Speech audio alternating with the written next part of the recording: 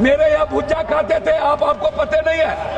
मेरे घर पर आकर के भुज्जा खाते थे आप। पप्पू जी लॉ मिनिस्टर थे। पप्पू जी नहीं, वही तो मैंने कहा। मेरे घर पर आप आकर के मानी गिरिराज जी आप बैठ जाइए।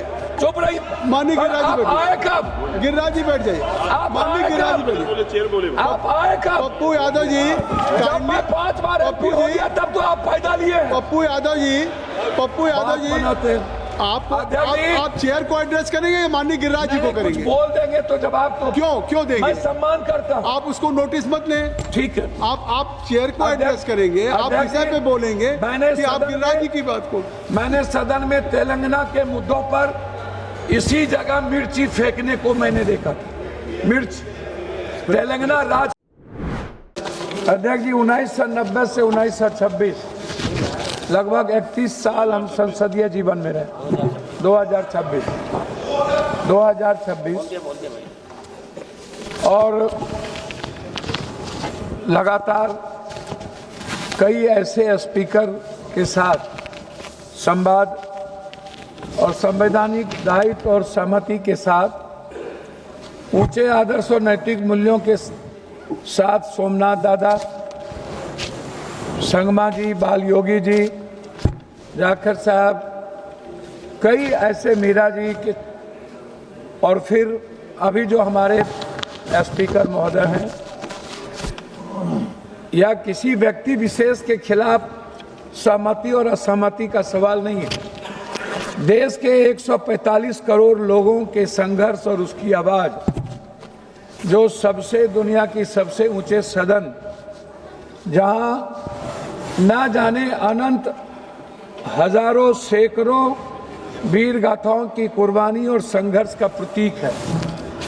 चाहे तिलका मांझी हो, भगवान बिरसा मुंडा हो, सिद्धू कानू हो, लोरिक हो, अल्लाह रुदल हो, बाबा साहब अम्बेडकर हो, चाहे वो संत रविदास हो, कबीर हो, चाहे दुनिया के जितने इतिहास, भगत सिंह, चंद्रशेखर जी, जिनका भी, अब्दुल हमीद, अशफाकुल्ला, जिनकी भी हिस्ट्री को आप ले ली, वह इसी लोकतांत्रिक मूल्यों की रक्षा के लिए इन्होंने कुर्बानी की। हम सदन में इसलिए कुछ बात कहना चाहते हैं।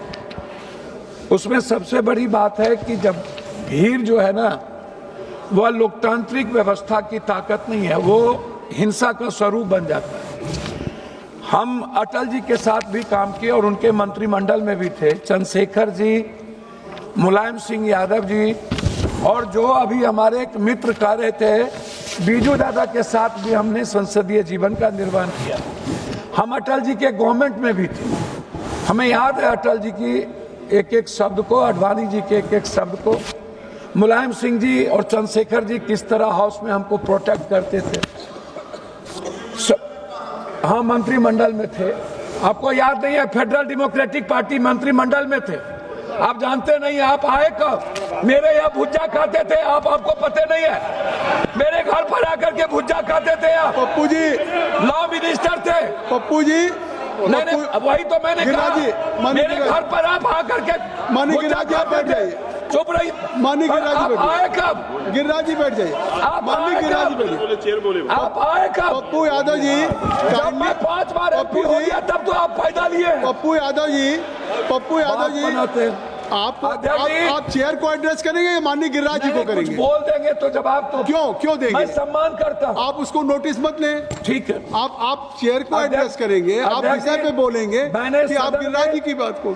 मैंने सदन में तेलंगाना के मुद्दों पर इसी जगह मिर्ची फेंकने को मैंने देखा था। मिर्च तेलंगाना राज्य के स्प्रे तेलंगाना राज्य के मुद्दों पर मैं इसी सदन में सोमनाथ दादा को न्यूक्लियर के सवाल पर उनकी पार्टी के द्वारा निष्कासित के बावजूद भी उनके वह वक्तव्य मुझे याद है।